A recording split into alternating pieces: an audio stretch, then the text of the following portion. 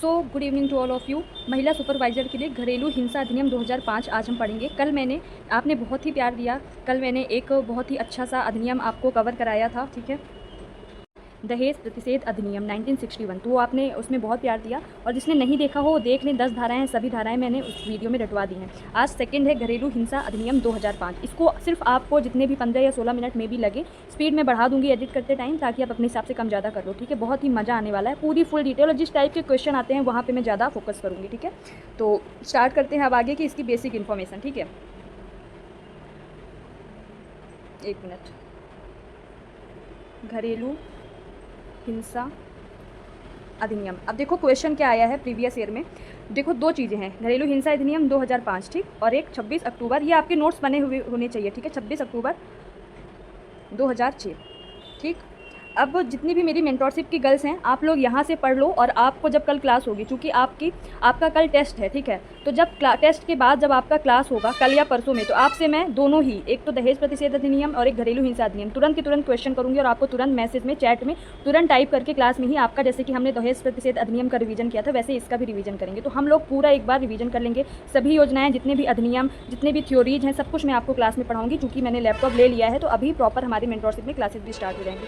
तो घरेलू हिंसा अधिनियम, एक क्वेश्चन आता है कि घरेलू हिंसा अधिनियम पारित कब किया गया था, और एक क्वेश्चन है कि लागू कब किया गया था। तो 2005 में पारित किया गया था, इंपॉर्टेंट है, पढ़ लो, रट लेना। घरेलू हिंसा अधिनियम पारित कब किया गया था? 2005। घरेलू हिंसा अधिनियम 2005 में पारित और 5 पापा घरेलू हिंसा अधिनियम 2005 में पारित किया गया था या फिर बना था, लेकिन इसे लागू कब किया गया था? तो लगभग 1 साल बाद, ठीक है। तो 2006 में 26 अक्टूबर 2006 को लागू किया गया था, ठीक है। यहाँ पे मैं लिख देती हूँ लागू, सभी लोग नोट्स बनाते चले। लागू किया गया था और 2005 में पारित किया गया था, ठीक है, ठीक। अब नेक्स्ट चलते हैं, आगे चलते हैं। अब नेक्स्ट है कि आखिर घरेलू हिंसा की परिभाषा किस धारा में दी गई, या फिर घरेलू हिंसा किसको बोलेंगे। तो ये बहुत इंपॉर्टेंट है, क्योंकि हमारे जो प्रीवियस ईयर है महिला सुपरवाइजर, मध्य प्रदेश महिला सुपरवाइजर के प्रीवियस ईयर में ये क्वेश्चन आया है कि इसमें से कौन कौन से अपराध घरेलू हिंसा के अंतर्गत आएंगे, चयन करिए, या फिर कौन से अपराध घरेलू हिंसा के अंतर्गत नहीं आएंगे। तो सारी चीज़ें आपको, पूरा कंसेप्ट इस वीडियो से समझ आ जाएगा। पूरी आपके जितने भी फैक्ट्स हैं वो मैं अच्छे से समझा दूंगी और रटवा दूंगी, ठीक है। तो घरेलू हिंसा की परिभाषा आप सबसे पहले ये लिखिए कि परिभाषा आखिर किस धारा में है, ठीक है। परिभाषा, जो धाराएं इसमें चूँकि बहुत हैं, ठीक है, तो धाराएं जो बहुत इंपॉर्टेंट है वही मैं आपको बता रही हूँ, चूँकि हमको स्मार्टली खेलना है। तो घरेलू हिंसा अधिनियम 2005 पारित हुआ 2005 में, ठीक है, और लागू हुआ 26 अक्टूबर 2006 से। बार बार मैं बोलूँ ताकि आपका रिवीजन हो सके। एक दो बार इस वीडियो को देख लेंगे आप, एकदम आपको कहीं और जाने की जरूरत नहीं होगी। घरेलू हिंसा अधिनियम, तो घरेलू हिंसा की परिभाषा आखिर किस धारा में दी गई है? तो धारा 3। जैसे कि दहेज प्रतिषेध अधिनियम में मैंने 3 से हार्ट बनाया था, हार्ट मतलब कि दिल, ठीक है। जैसे ऐसे 3 से लोग बनाते हैं ना, ये देखो हार्ट बन गया, तो हार्ट मतलब दिल। तो दहेज प्रतिषेध अधिनियम में मैंने क्या बोला था कि दिल, यानी कि लड़की का दिल ना टूटे, चूंकि लड़के वाले दहेज की डिमांड कर रहे थे, तो लड़की का दिल ना टूटे, इसलिए लड़की वाले दहेज दे रहे थे। तो धारा 3 में, दहेज प्रतिषेध अधिनियम की धारा 3 में देने वाले, मतलब कि दहेज देने वालों पर जुर्माना था, तो वहाँ पर मैंने बताया था। लेकिन यहाँ पे 3, यहाँ पे भी हार्ट बनाना है, हार्ट मतलब दिल। अब यहाँ पे अगर किसी महिला के साथ घरेलू हिंसा होगी तो उसका दिल टूटेगा, ठीक है। तो 3, तो यहाँ पे घरेलू हिंसा की परिभाषा दी गई है। दहेज की परिभाषा धारा 2 में दी गई थी, दहेज प्रतिषेध अधिनियम की धारा 2 के तहत दहेज की परिभाषा दी गई थी, और घरेलू हिंसा की परिभाषा धारा 3 में दी गई है, ठीक है। अब आगे चलते हैं। अब देखो आखिर घरेलू हिंसा कौन कर सकता है? तो 18 वर्ष से ऊपर का कोई वयस्क व्यक्ति, है ना, वयस्क व्यक्ति, यानी कि 18 वर्ष से ऊपर का हो। 18 वर्ष से अगर कोई नीचे का बालक है और उसने कुछ किया तो वो उसका अपराध नहीं माना जाएगा, ठीक है। ये हमारे नियम है। तो वयस्क 18 वर्ष से ऊपर, ये बहुत इंपॉर्टेंट है, पूछा जाता है कि आखिर वयस्क व्यक्ति, घरेलू हिंसा अधिनियम के अंतर्गत वयस्क व्यक्ति किसको परिभाषित किया गया है। उसमें एक क्वेश्चन आया है कि 16 वर्ष से ऊपर, कि 18 वर्ष से ऊपर, कि 20 वर्ष से ऊपर। तो आपको क्या टिक लगाना है? 18 वर्ष से ऊपर, कितना? 18 ईयर से ऊपर, ठीक है। अब कौन कौन हो सकता है घरेलू अपराध करने वाला या घरेलू हिंसा का अपराध करने वाला? महिला की रिश्तेदार हो सकते हैं, ठीक है, उसके आसपास के जिससे भी विवाह हुआ, या फिर जिससे विवाह हुआ उसके आसपास के संबंधी व्यक्ति, ठीक है, या फिर महिला खुद के स्वयं के संयुक्त परिवार में रह रही है, आसपास के इवन लिव इन रिलेशनशिप में रह रही है जिसके साथ, तो कोई भी 18 वर्ष से ऊपर का है तो उस तरीके के अपराध की श्रेणी में आएगा। अब किस तरीके के अपराध होते हैं? तो अपराध एक शारीरिक होता है, ठीक है, अभी बताऊंगी कि किसमें अभी बटा हुआ है, पूरा डिटेल में बताऊंगी। तो आपके कंसेप्ट से क्वेश्चन आ रहे हैं, घरेलू हिंसा अधिनियम के कंसेप्ट से क्वेश्चन आ रहे हैं, वो पूरा क्लियर हो जाएगा। शारीरिक अपराध लिखते जाना। एक मौखिक अपराध की अगर गाली गलौज दे दिया आपने, ठीक है, मौखिक अपराध।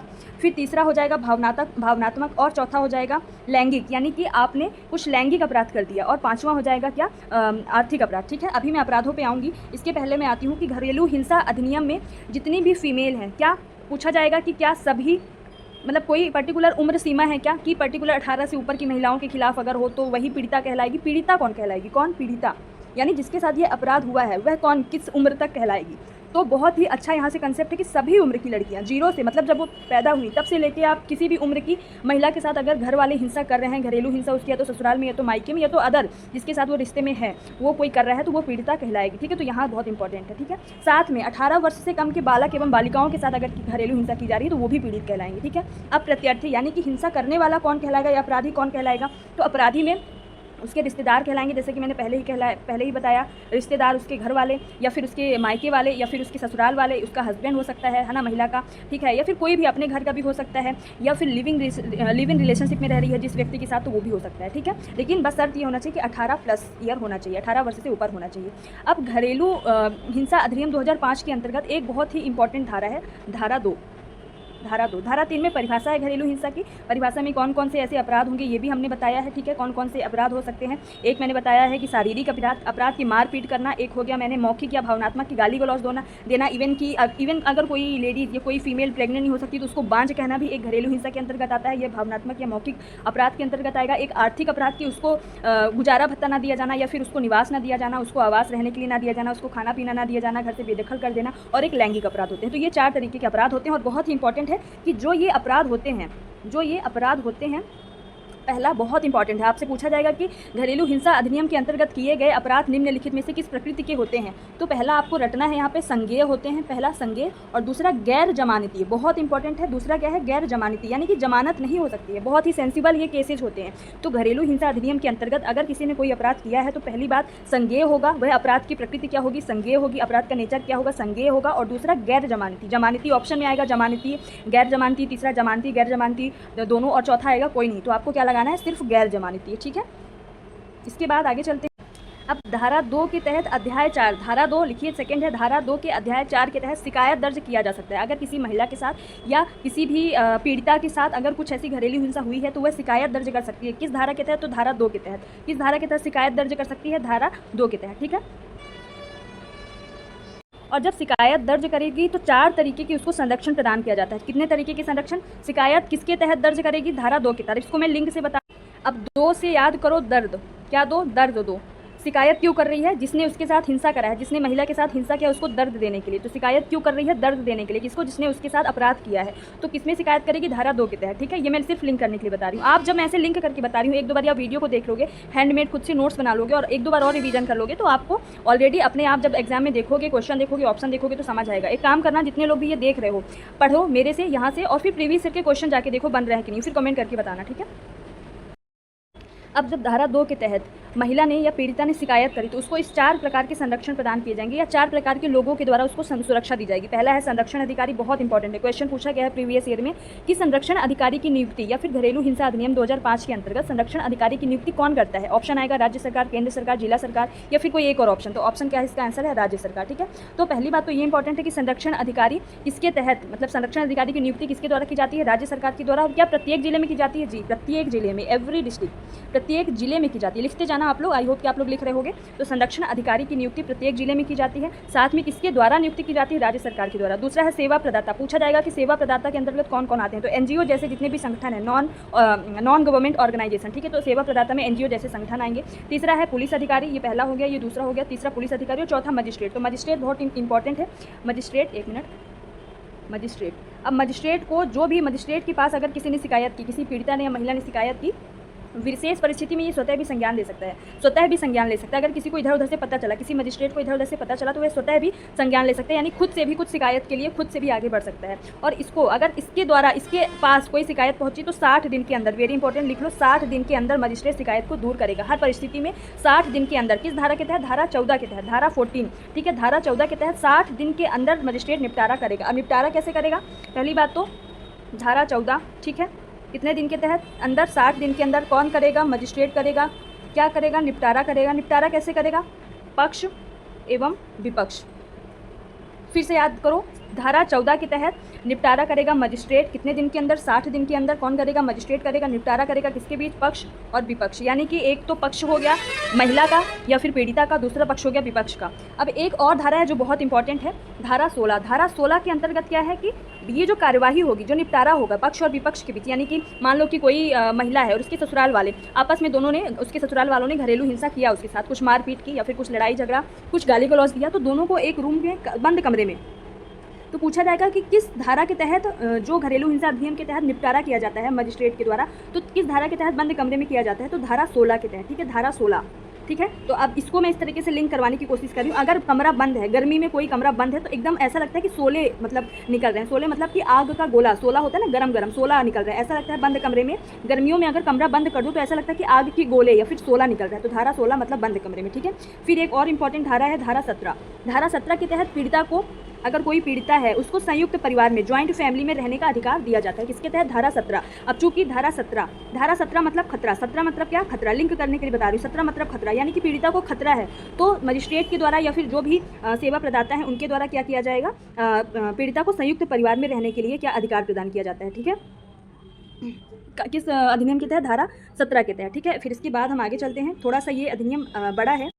अब देखो, धारा 18 से 23 बहुत इंपॉर्टेंट है। मजिस्ट्रेट क्या करता है? आदेश देता है। तो कितने प्रकार के आदेश देता है, पहले ये क्वेश्चन पूछा जा सकेगा। तो 18 से 23 यानी 18, 19, 20, 21, 22, 23, तो लगभग 6 प्रकार के आदेश दिए जाते हैं घरेलू हिंसा अधिनियम के तहत। जब किसी भी पीड़िता की शिकायत की जाती है मजिस्ट्रेट को, तो 60, पहली बात तो धारा 14 के तहत 60 दिन के अंदर निपटारा किया जाता है। धारा 16 के तहत 16 से आग उगलना यानी बंद कमरे में निपटारा किया जाता है। और धारा 17 के तहत 17 यानी खतरा, उसको खतरा रहता है पीड़िता को, इसलिए संयुक्त परिवार में रहने की इजाजत दी जाती है। और एक धारा 18 से धारा 23 यानी कि 6 प्रकार के आदेश कौन देता है? मजिस्ट्रेट। पूछा जाएगा कितने प्रकार के आदेश जारी किए जाते हैं? 6 प्रकार के। कौन कौन से धारा? 18 से 23। अब हम इन सभी को, धारा को, इन 18 से 23 तक की धाराओं को हम अच्छे से देखेंगे। धारा 18 में पूछा जाएगा कि संरक्षण आदेश किस धारा के तहत दिया जाता है मजिस्ट्रेट के द्वारा? तो धारा 18 संरक्षण आदेश मतलब अगर पीड़िता के साथ कुछ घरेलू हिंसा हुआ है, तो हो सकता है उसको मतलब कुछ उसके साथ मारपीट की जा रही हो या बार बार उसको तकलीफ दी जा रही हो, तो उससे संरक्षण, यानी कि उस व्यक्ति से, उस पर्टिकुलर पर्सनैलिटी से, उस पर्टिकुलर पर्सन से उस महिला को सुरक्षा प्रदान की जाती है। तो किस धारा के तहत? धारा 18। ठीक है, फिर 19 निवास, यानी कि अगर कोई भी महिला, किसी भी महिला की शादी हुई है लेकिन उसके ससुराल वाले उसको परेशान कर रहे हैं, इवन उसको निवास से, यानी उसके घर से, अपने घर से निकाल दिए हैं बाहर, तो उसको निवास की सुरक्षा दी जाएगी कि नहीं भाई उसी घर में वो महिला रह सकती है। तो 19 ना और निवास। ठीक है, 19 और निवास, नीस निवास। ठीक है, तो यहाँ पे ना करके आप मतलब याद कर लो कि 19 में भी नहीं आ रहा है और निवास, तो धारा 19 के तहत निवास का संरक्षण प्रदान किया जाता है। उसके बाद अब देखो, धारा 18 एवं 19 हमने पढ़ लिया है। अब 20 में मौद्रिक, 20 में क्या है? मौद्रिक आदेश दिया जाता है या आर्थिक आदेश, कि अगर महिला को कोई आर्थिक चाहिए, आर्थिक सहायता चाहिए होती है, तो आर्थिक सहायता के लिए धारा 20 के तहत, धारा 20 में आर्थिक, यानी कि हम बोलते हैं ना 420 मत करो, 420 कर रहे हो, बहुत पैसा आ रहा है, क्या बात है 420 कर रहे हो क्या? तो 20 यानी मौद्रिक, 20 मतलब 420, मैं लिंक करने के लिए बता रही हूँ। 20 मतलब 420 मतलब आर्थिक पैसा। ठीक है, तो 20 से मौद्रिक। 21 में संतान, यानी कि धारा 21 में संतान को सुरक्षा, उस महिला के संतान को सुरक्षा प्रदान करने की बात की है कि कहीं महिला के साथ तो घरेलू हिंसा हो ही रही, कहीं उनके बच्चों के साथ भी मारपीट गाली गलौच ना हो। तो 21 में संतान की सुरक्षा। 21 यानी कि 21 वर्ष में लड़कियों की शादी होती है। ठीक है, तो और शादी के बाद ही बच्चे होते हैं, तो ऐसे मैं लिंक करने के लिए बता रही हूँ। तो धारा 21 के तहत संतान को सुरक्षा। 22 के तहत मुआवजा, यानी कि महिला के साथ जो भी मारपीट हुई है, जो उसको क्षति पहुंचा है, उसके लिए मुआवजा कौन देगा? जिसने यह अपराध किया है। तो मुआवजा कौन देगा? जिसने अपराध किया है। किसको देगा? पीड़िता को देगा, जिसके साथ यह अपराध किया गया। किस धारा के तहत? धारा 22 के तहत। अब 22 से 22 याद करो, 22 यानी मेड, जो घर में आती है ना मेड, तो कभी कभी होता है ना कि आती है हमारे घर में और बहुत ज़्यादा जब काम करती है, झाड़ू पोछा करती है, तो हम मुआवजे के तौर पे एक तरीके से हम उसको एक्स्ट्रा पैसा दे देते हैं, कभी 50 रुपये, कभी 100 रुपये, कि आज तुमने ज़्यादा काम किया है तो थोड़ा एक्स्ट्रा ले जाओ, तो हम कह सकते हैं मुआवजा। लिंक करने के लिए बता रही हूँ। तो धारा 22 यानी 22, तो 22 को हम क्या देते हैं? एज अ क्षति मुआवजा। ठीक है, तो धारा 22 में मुआवजा प्रदान किया जाता है। और धारा 23 में अंतिम हुआ एक पक्षीय आदेश दिया जाता है। धारा 23 में अंतिम हुआ एक पक्षीय आदेश, मतलब इसका मतलब क्या हुआ? अंतिम हुआ एक पक्षीय आदेश का मतलब क्या हुआ कि मजिस्ट्रेट ने अब किसी एक के पक्ष में आदेश दे दिया। अगर किसी महिला के साथ बहुत ज़्यादा मारपीट हुई है, वो बहुत ज़्यादा पीड़ित है या फिर बहुत ज़्यादा उसके साथ अन्याय किया जा रहा है, तो वह उस महिला, जो मजिस्ट्रेट है, उस महिला के पक्ष में ही वह एक बार और अंतिम बार क्या करेगा? अपना आदेश दे सकता है कि भाई अब इसके पक्ष में ही सारी चीज़ें होनी चाहिए। किसके तहत? कौन सी धारा के तहत? धारा 23। अब इसको हम याद कैसे करें? तो 23 से आप ये लिंक करो, 23 यानी ताई जी। 23 यानी ताई जी। हमारे यहाँ जो बड़ी मम्मी होती हैं, मतलब कि बड़े पापा बड़ी मम्मी घर में, उनको क्या बोलते हैं? ताई जी बोलते हैं। 23 ताई जी। तो ताई जी भाई सबसे बड़ी हैं, बुजुर्ग हैं, तो उनका आदेश ही अंतिम आदेश होगा। 23 मतलब ताई जी, तो अंतिम आदेश किसके द्वारा? ताई जी द्वारा। ताई जी मतलब 23। ठीक है, सारी चीज़ें मैं लिंक करने के लिए ही बता रही हूँ। अब ये जो आदेश दिए हैं या फिर जो ये अंतिम फैसला मजिस्ट्रेट ने किया है, इसके खिलाफ अगर कोई फैसला आया है मजिस्ट्रेट ने, अब उस महिला को यह फैसला अच्छा नहीं लगा, उसको ये लगा कि नहीं हमारे पक्ष में नहीं आया फैसला, तो वह मजिस्ट्रेट के खिलाफ आगे भी जा सकती है, आगे भी अपील कर सकती है, लेकिन किसके अंदर 30 दिनों के अंदर अपील कर सकती है। किसके अंदर 30 दिनों के अंदर अपील करने का अधिकार है महिला को, मजिस्ट्रेट के आगे जाने का भी, हाई कोर्ट में भी वो जा सकती है, 30 दिनों के अंदर जा सकती है, ठीक है।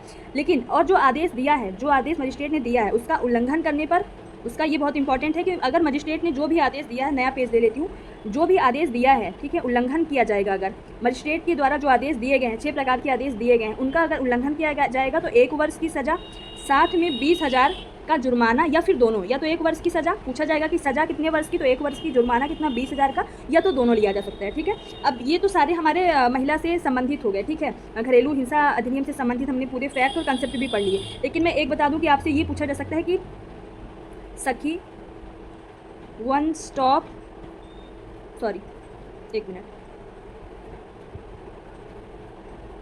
सखी वन स्टॉप सेंटर किससे संबंधित है, तो यह घरेलू हिंसा से जितनी पीड़ित महिलाएं हैं, जितनी भी महिलाएं घरेलू हिंसा से पीड़ित हैं, उनके लिए सखी वन स्टॉप सेंटर शुरुआत की गई। तो हो सकता है आपसे पूछा जाए कि सखी वन स्टॉप सेंटर किससे संबंधित है, तो किससे संबंधित है, घरेलू हिंसा से पीड़ित जितनी भी महिलाएं हैं उनके लिए इस सेंटर की खोज की, मतलब सेंटर की स्थापना की गई है। दूसरा एक फैक्ट नोट करें कि क्वेश्चन पूछा जा सकता है कि कोरोना काल में घरेलू हिंसा से संबंधित तथ्य को बताएं। पहला क्वेश्चन आ सकता है कि क्या घरेलू हिंसा में बढ़ावा मिला, मतलब घरेलू हिंसा बढ़ी है। दूसरा, घरेलू हिंसा में कमी हुई है। तीसरा, घरेलू हिंसा न्यूट्रल रहा है, ना बढ़ा है ना घटा। चौथा, इनमें से कोई नहीं। तो घरेलू हिंसा कोरोना काल में और ज़्यादा वृद्धि हुई है, कोरोना काल में घरेलू हिंसा में बहुत ज़्यादा तीव्र वृद्धि हुई है, ठीक है। फिर एक और फैक्ट यहाँ पे नोट करना है आपको कि महिला सुरक्षा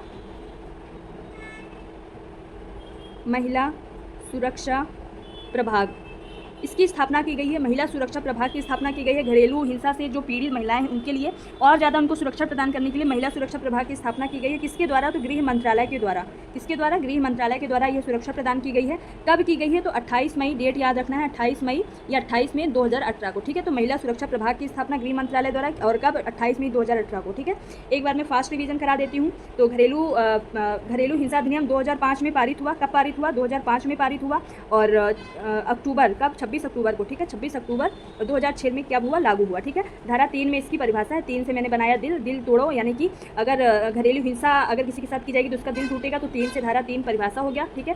धारा 2 में शिकायत दर्ज की जा सकती है और 4 लोग इसको सुरक्षा प्रदान करेंगे। संरक्षण अधिकारी हो गया, सेवा प्रदाता हो गया, पुलिस अधिकारी और मजिस्ट्रेट 60 दिन के अंदर इसका निपटारा करेगा धारा 14 के तहत, ठीक है। धारा 16 यानी कि आग के गोले, 16 यानी कि 16 आग का 16, तो कार्यवाही बंद कमरे में होगी। धारा 17 के तहत संयुक्त परिवार में उसको रहने का अधिकार दिया जाएगा। फिर 18 से 23 के तहत मैंने बताया कि मजिस्ट्रेट 6 प्रकार के आदेश जारी कर सकता है। 6 को मैंने 18 से 23 की धाराएं भी बताई। और अगर इस फैसले के खिलाफ या इस आदेश के खिलाफ कोई उल्लंघन होता है तो 1 वर्ष की सजा और 20,000 का जुर्माना लगता है, ये दोनों लग सकता है। और अगर इस फैसले के खिलाफ आगे जाना है महिला को या पीड़िता को, तो 30 दिनों के अंदर ही अपील करने का अधिकार है उसको, ठीक है। तो इस तरीके से पूरी सारी चीज़ें मैंने जो बेसिक इन्फॉर्मेशन है वो मैंने, बेसिक क्या मतलब यहाँ से क्वेश्चन आएंगे, आप क्या करो, PYQ प्रीवियस ईयर के क्वेश्चन पेपर जाके उठाओ, फिर बताना, उसको सॉल्व करके बताना कि यहाँ से क्वेश्चन मिल रहे हैं आपको कि नहीं। So thank you so much. जय हिंद, जय भारत।